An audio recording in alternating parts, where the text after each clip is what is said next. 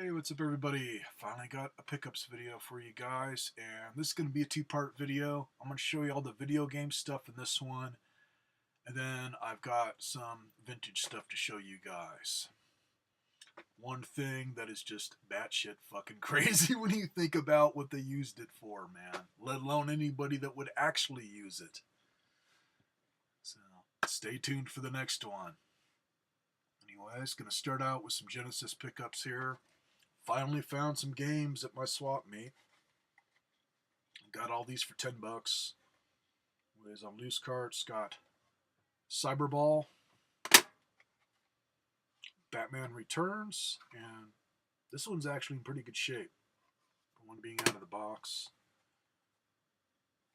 And then the shitty Batman game, Batman Forever. Unboxed ones, some complete, some not, some in good shape, some not. This one's all complete. This one I'm going to send to my nephew. I know he'll like it, as I already have a boxed copy, I believe. It's got Judge Dredd. This is based on the original Judge Dredd movie with Stallone. Good game if you guys don't have it for your Genesis. Definitely one worth picking up. This one I believe I just sent off to him for Christmas, so got one back, just not as nice looking a box. And let's see, I think the game is decent. Yeah, the game itself's in really good shape. It's just the box that's shot. In fact, the game almost looks mint. Anyway, it's got 6-pack. Game's in great shape. No book, but who cares? It's got Golden Axe, Sonic the Hedgehog, Revenge of Shinobi, Column, Streets of Rage, and Super Hang On. All on one card.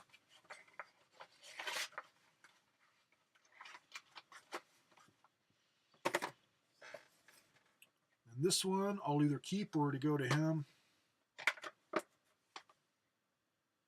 And I have never played it, so I have no freaking clue how this is going to be. Looks like some of it is like light gun style or something. Don't know. Anyways, this is Revolution X, which features Aerosmith.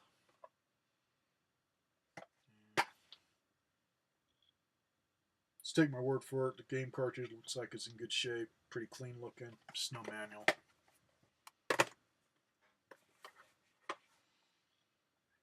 And this one's not in bad shape at all. It's about maybe 85% close to being like new on the cartridge and everything. Anyway, it's got Nickelodeon's Real Monsters. Another one I'll either keep or to go to my grandnephew, as I don't have this in my collection. And this one I think I already have, so another one that might go to him. No book, but the cart is like new. Really good shape on the cart. Got Street Fighter 2 Special Champion Edition.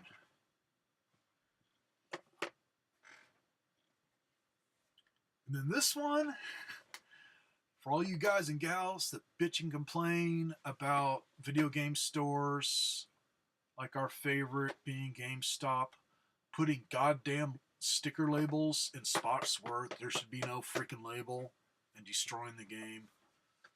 This one came from Smith's Food and Drug. Oh, they got a beat. They fucked up this game card, man. It's bad enough that they put a sticker right here. But this cart, this is ridiculous. I don't know why they had to have all this shit on the freaking cartridge. Got a warning label, the ones that are a bitch to remove on each side, and then, as you can see there, and the light's making it so you can't hear me, 2 big sticker labels right on the main games label, giving all their store information and stuff, like their telephone number and whatnot. Like they couldn't just put something on the back of the box. I'd rather them deface this. Anyways, hopefully it plays alright. G-Lock. No idea how this will play. I don't know if I have this yet or not. If I do, it's something recent that I picked up. So I'd swear I have something like this or something similar. So that's all the stuff for the Jenny.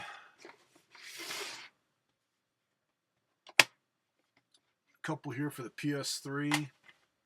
This first one, I played it all the way through. I absolutely love this game. Really good game, good storyline too. Just everything about it I really liked. It's Wolfenstein: The New Order. Definitely worth picking up. Which GameStop, man, their price is still pretty high on it for used. I was able to use one of my eRewards $25 GameStop cards, so it knocked the price down enough to where it was worth it. Definitely worth picking up. Another one worth picking up if you don't have it yet. It's the one I've been planning on getting, but they take their sweet time to lower their prices. And I got this from my buddy John. It's Darksiders 2. This is the limited edition on the stuff you get for extra download content. I was only able to get one thing to work, which I don't even know what the hell it is that it downloaded into the game. But all the other stuff, like extra level or whatever, that's all discontinued. Otherwise, great game so far. I haven't beaten it yet, but I'm getting close. Another one I got from John, mainly because it's like new. All complete.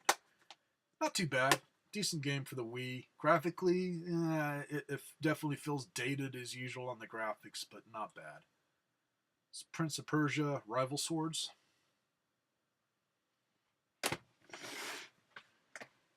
The next thing, and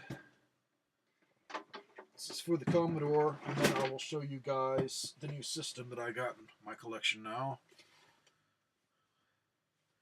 Anyways, picked this up at the Goodwill for either $2 or $3. It's crazy as I went back. I don't know where I set it, but I went back like damn near a week later and found the book for it. So it obviously came out of the same box this was in. Anyway, it's got a Commodore data set, model C2N, and obviously works on the Commodore 64, and I think it also works on the VIC-20. On other Commodore computers, I don't know, because this is old school, and once they started going into the better computers, they pretty much went to floppy.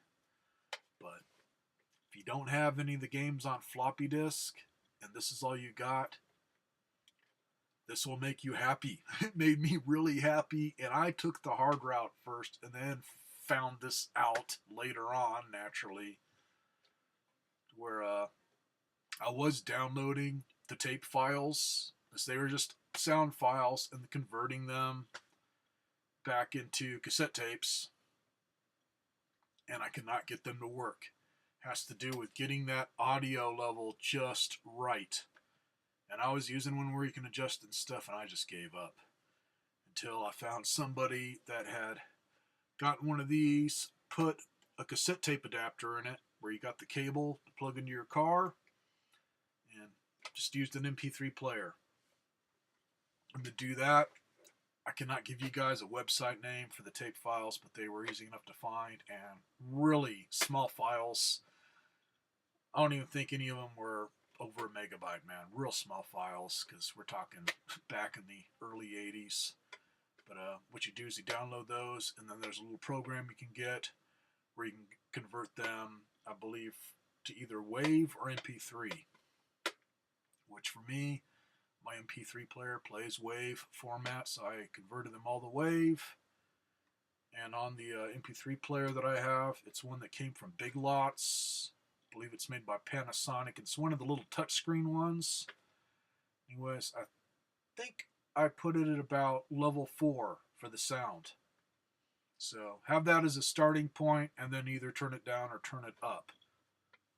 And it'd be one of those things to where if you have a different one, you're going to have to just keep screwing around with it until you get that right sound level, so the system will pick it up and load the game. And the only thing with that, normally when there's a tape in this, is it doesn't usually load the whole tape at once. If it's a major game, unlike Pac-Man or Dig Dug or whatever, it will load it in chunks, and basically it will turn this on and off. So you're going to have to sit in front of the damn thing, depending on the game, and turn off the MP3 players and press pause when it wants to, and then know when to turn it back on again. Which, it's kind of hard to get into it at first, but once you figure out on the timing, easy enough. As I was able to get a lot of games to load that way. like Star Wars, Dig Dug, Pac-Man, any of the old school stuff. Possible Mission played beautifully. The only ones I haven't tried are ones to where it was 2 files. I have no clue on that, and I don't want to sit that long. If you're one of those types that's impatient on game loads and bitches about the stuff we have now, nah.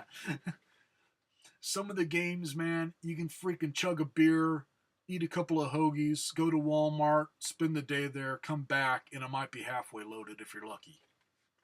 I've had some to where it just goes on and on and on back in the day, man, and that's when it was on floppy disk. So, not much better than this. But on floppies, I got a few for Commodore. They do last pretty good, but still it's something to where if it gets folded, stepped on, whatever, man, it's ruined. At least that way, you got them all preserved on an MP3 player. You can keep the files on your computer. Good to go. Okay, now for the beast. And this seems to be one of the more scarce ones, which I got it for cheap. I only paid $5 for this, which was good, man. I did not lowball her on it. She just said, all I want is 5, because she did not have the remote or any of the other hookups for it. And I'm not going to say it works perfect yet. I'm in the process of downloading some ISOs to burn onto a CD so I can test out some games on this. But it allowed me to play one of my music CDs, and it didn't hesitate on loading it up real fast. So it seems that everything's good on that. I figure if it plays one thing, it should play others, hopefully. Anyways, not the most sought-after game system, but cool to have in my collection. Got the LG version of CDI Interactive Player. And I think the best way to find out how many companies made this thing is to get on Wikipedia. I think they said how many. There's maybe like a handful of different companies other than Philips. Philips was the originator, and then LG and a few others. And then they literally turned it into more something that looks like a game system. Hence why I was the only one that she said knew what this was. Everybody else just thought it was a crappy old CD player or DVD player or whatever. And you cannot play DVD movies on it, because this is from 97. So old enough to where it's pretty much pre-DVD. On movies, let's see. I think it just plays video CDs. I do not know if it will play a super video CD. That's something that one of you guys would have to test. And used to be able to get little programs for your DVDs to where you can convert them to video CD or whatever. So somebody might want to try that and see if this will play them. Otherwise, I think it's them, karaoke disc, music CDs, and then the CD plus graphics games. On this one, for hookups, it's just one spot to plug in a controller or whatever. As I've seen various controllers, they do have a gamepad for this, and I don't know if it's interchangeable between the different systems or not. But this just has a spot that just says mouse. So obviously there was a mouse you can plug into it. And then I've seen the thing that it's just weird that the video game nerd bitches about, says it looks like a spoon. They've got one that plugs in. They've got the remote control one, which on this I have no clue what the remote would look like until I find this exact model online. And then the gamepad, similar to like, I don't know, mixed between Super Nintendo and Sega Genesis. I believe it was a 3-button pad. Which after getting on eBay, man, I figure one will turn up for me eventually at a yard sale or swap meet or whatever. I am not going to buy one online. They're just, all that stuff's just way overpriced. Then it's got it to where you can plug in the large size headphones, old school, with the large jack. Has the volume dial right there. On other controls on front, just your basic open and close, stop, play, pause, previous, and next. So without the remote, you can play a music CD on it.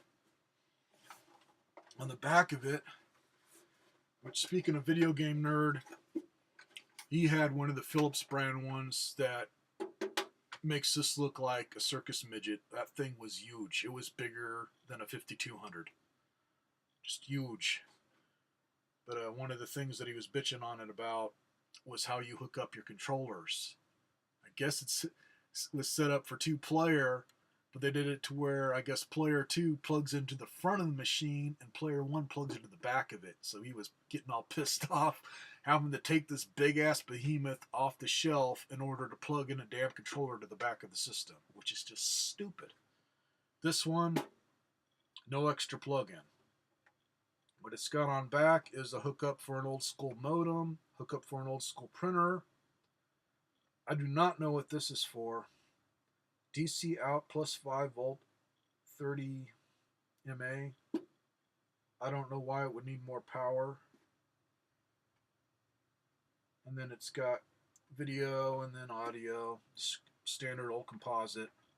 And the date on this one is March 1997. Also, which is cool, means I can play pretty much everything from the US and other countries. It's got a little switch for NTSC and PAL.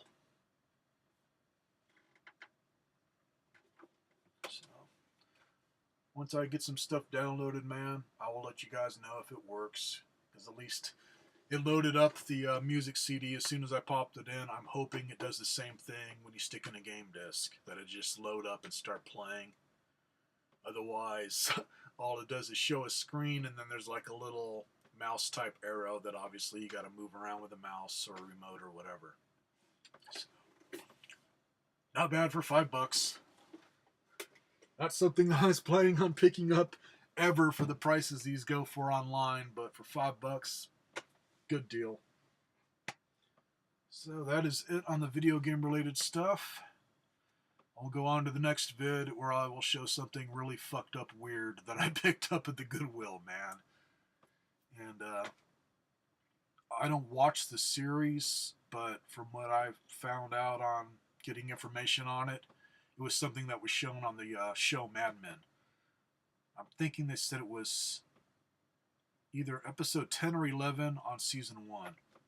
I'm going to have to see if it's on Netflix and find that episode just to see what they show on it. I guess they're testing it out on somebody, or it's an advertisement or ad or something. So, catch you in the next one.